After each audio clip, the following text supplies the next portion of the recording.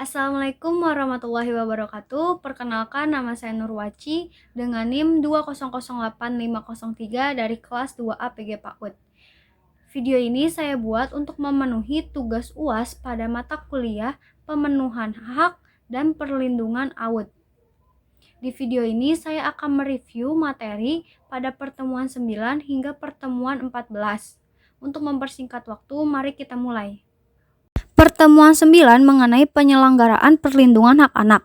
Dalam Undang-Undang Nomor 35 Tahun 2014 tentang perubahan atas Undang-Undang Nomor 23 Tahun 2002 tentang perlindungan anak menyatakan bahwa setiap anak berhak dilindungi oleh semua warga negara Indonesia dari berbagai kekerasan yang terjadi kepada anak, baik di sekolah, di rumah, ataupun di masyarakat.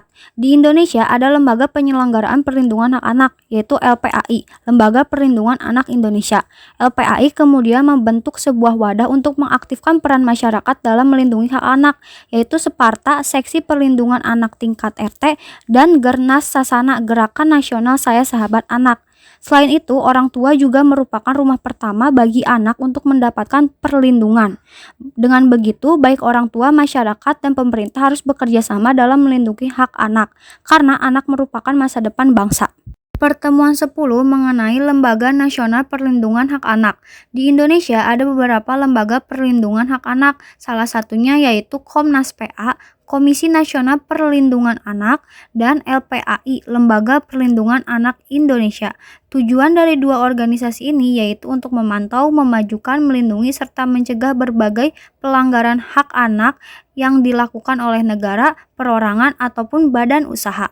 Selain mendapatkan perlindungan, anak juga memiliki hak dan kewajibannya, baik itu di rumah maupun di sekolah. Pertemuan 11 mengenai Lembaga Internasional Perlindungan Hak Anak.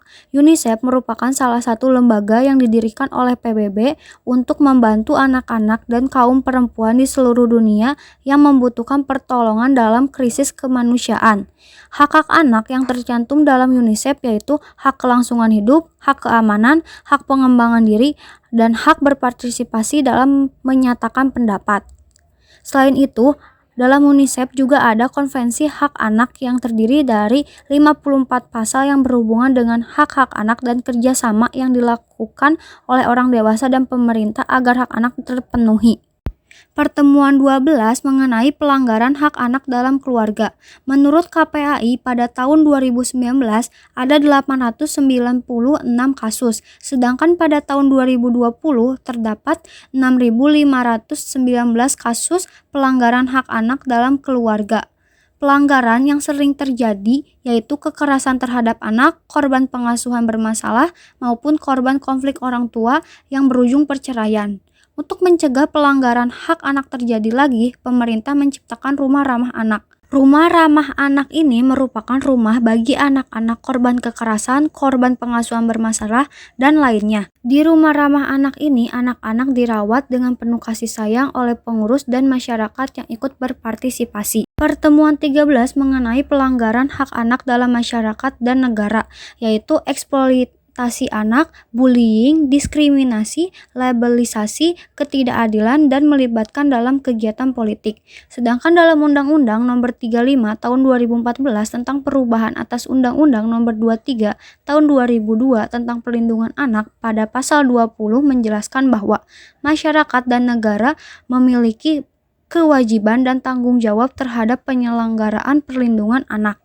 Pertemuan terakhir yaitu pertemuan 14 mengenai perlindungan hak anak atas kesehatan dan ancaman gizi buruk. Gizi buruk merupakan salah satu bentuk malnutrisi. Malnutrisi sendiri dapat dipahami sebagai kesalahan dalam pemberian nutrisi.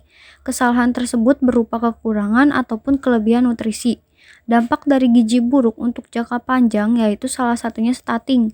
Stunting adalah masalah kurang gizi kronis akibat asupan gizi dalam waktu yang cukup lama sehingga mengakibatkan gangguan pertumbuhan pada anak. Hak anak dalam mendapatkan perlindungan atas kesehatan ada dalam Undang-Undang Nomor 23 Tahun 2002 tentang perlindungan anak pada pasal 8 dan Undang-Undang Nomor 36 Tahun 2009 tentang kesehatan. Cara mencegah gizi buruk yaitu dengan menghindari memberi makan anak berdekatan dengan jam tidurnya, berikan porsi makan yang sesuai dengan porsi anak, dan pastikan kebutuhan gizi anak terpenuhi dan seimbang.